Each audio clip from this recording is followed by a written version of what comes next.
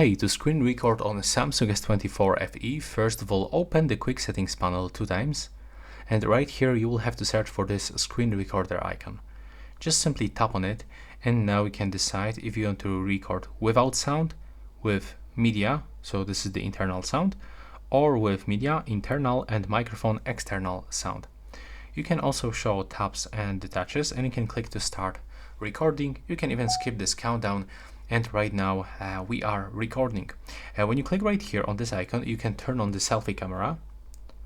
When you click on this icon, you can start drawing on the screen. You can change the color, the thickness of this lines. There we go. So that's how it actually looks. You can pause, continue, and you can finish. Now it was saved. If you want to quickly open it, there we go. Click on the video saved, and now we can open it with Google Photos or video player. That's your choice.